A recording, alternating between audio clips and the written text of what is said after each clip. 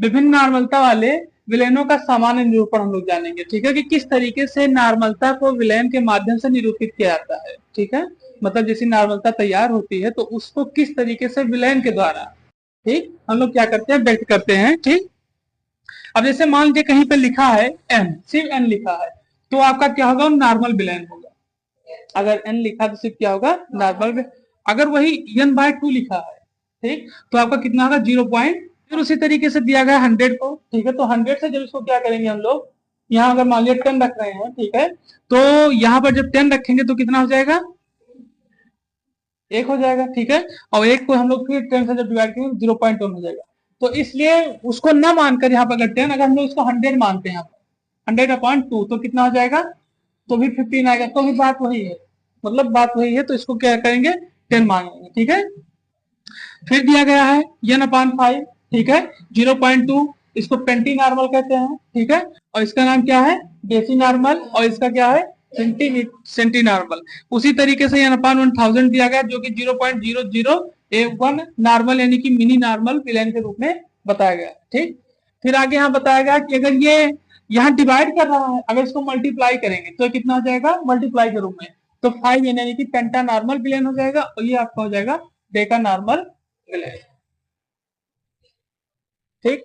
तो इस तरीके से इसको बताया था कि n/2, ठीक है, या इसको हम लोग क्या लिख सकते हैं, 0.5 नॉर्मलिटी, और या फिर ये लिखा है तो इसको 0.1, और n/5 लिखा है तो इसको 0.2, और n/1000 लिखा है तो 0.001 n लिख सकते हैं इसको, ठीक।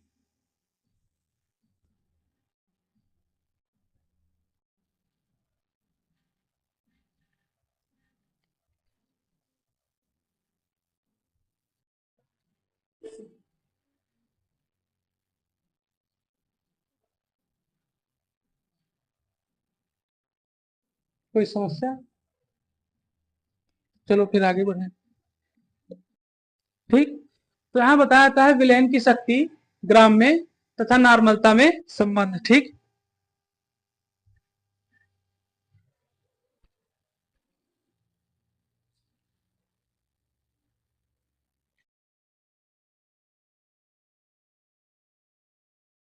ठीक, तो इसका फार्मूला होगा, ठीक है, जो कि दिया गया है, विलयन की शक्ति तथा नॉर्मलता में संबंध ज्ञात करना है, ठीक है। तो लिखिए, विलयन की शक्ति बराबर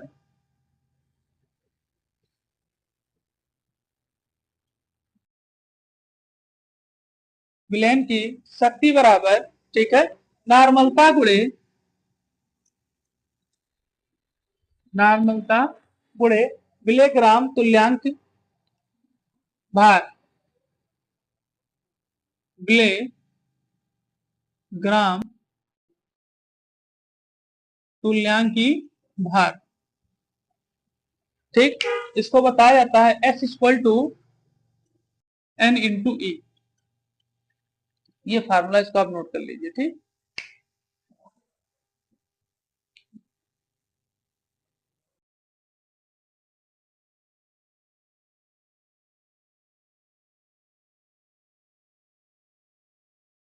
हो गया, चलिए,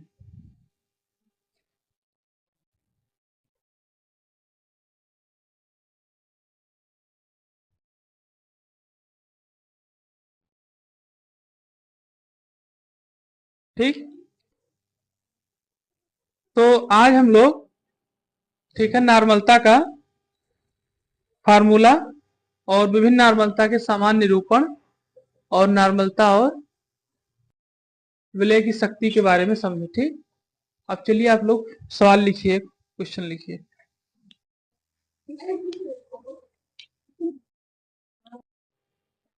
चलो हेडिंग डालो, मोलरता,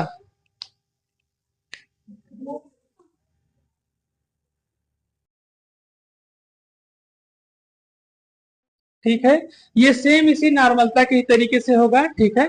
तो पहले आप इसका डिफिनीशन लिख लीजिए, फिर उसके बाद हम इसके और चीजों के बारे में समझेंगे, ठीक है। तो चलिए लिखिए,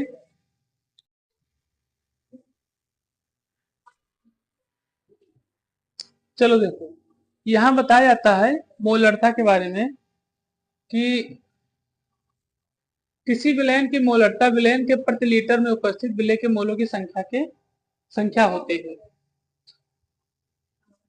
ठीक, तो यहाँ आप समझिए इसको कि किसी विलयन की मोलरता जो होती है, ठीक है, विलयन के प्रति लीटर में उपस्थित मोलों की संख्या, ठीक है, हमने आपको शुरू में बताया था मोल के बारे में, ठीक है, और मोल के बारे में बताने वाले कौन थे, आवागाद्रो एक वैज्ञानिक थे, ठीक है, उन्होंने इसके बारे में क्या किया था, वर्णन किया था। ठीक, तो मोलों की संख्या होती है, यहाँ बताया कि जो मोलरता है, जो मोलरिटी होती है, ठीक है, और हाँ ध्यान रखिए इसको कैपिटल एम से प्रदर्शित किया जाता है।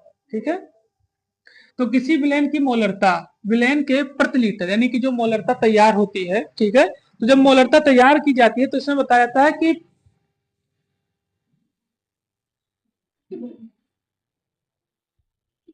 ठीक, तो यहाँ जो मोलरता तैयार की होती है, ठीक है, तो जब मोलरता तैयार होगी तो उसके मोलर जब मोलरता तैयार होगी तो उसमें मोलों की संख्या देखी जाएगी। ठीक है, कि कितने मोल हैं, यानी कि मोल ये बताता है अणु के बारे में, कितने ज्यादा मात्रा में अणु उपस्थित है। ठीक है, तो यहाँ सबसे पहले यही बताता है, ठीक है, कि मोलरता विलयन के प्रति लीटर में कितने अणु उपस्थित हैं, 1 लीटर जो प्रेजेंट है मात्रा, ठीक है, तो उसमें कितने अणु उपस्थित है। अब इस पे आपके सवाल आएंगे, तो इसमें यह आपको देखा जाए, आप देखेंगे इसके क्वेश्चन में कि अगर 1 लीटर या आधा लीटर हाइड्रो वो लिया गया है जल, तो उसमें कितनी मात्रा में ऑक्सीजन और कितने परसेंट में हाइड्रोजन है, इस पे जो सवाल आते हैं इस तरीके से आएगा। ठीक है, तो यहाँ सबसे पहले बताया जाता है कि 3 लीटर मतलब प्रति लीटर में उपस्थित विलय के मोलों की संख्या होती है। ठीक, अब यहाँ फार्मूला दे कि एक शर्करा में मतलब शर्करा के एक मोल में 342 ग्राम होता है, और 342 ग्राम यानी कि उसके एक मोल में कितने 6.023 गुणित 23 अणु क्या होते हैं, मौजूद होते हैं।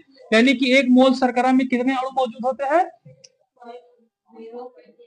10 की घात 23 अणु मौजूद होते हैं। अगर उसको ग्राम में देखा जाएगा तो एक मोल में 342 ग्राम होते हैं।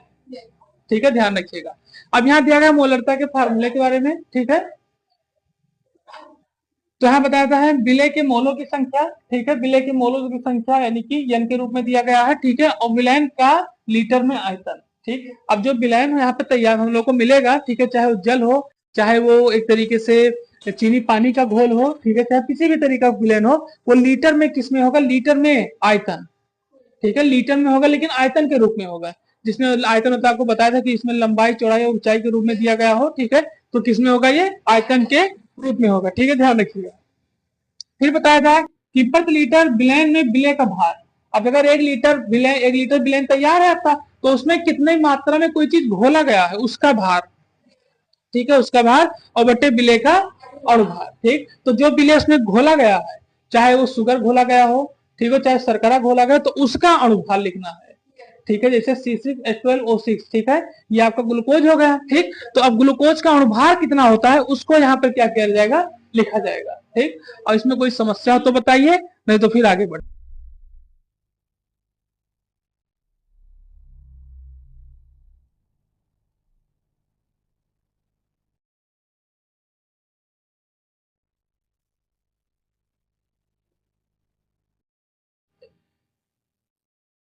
चलिए देखिए इसको।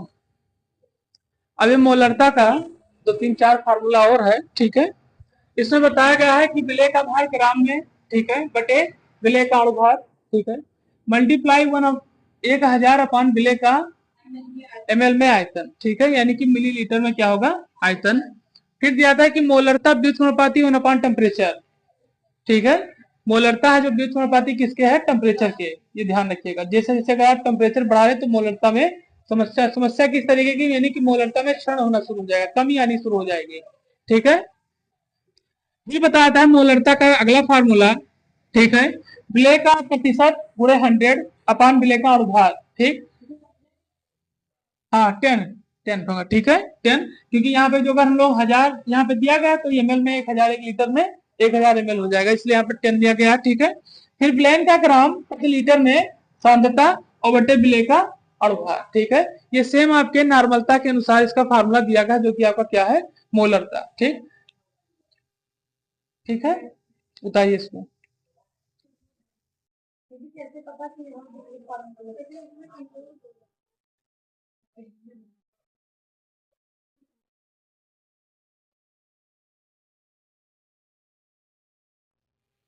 ठीक, चलिए आगे बढ़ते हैं।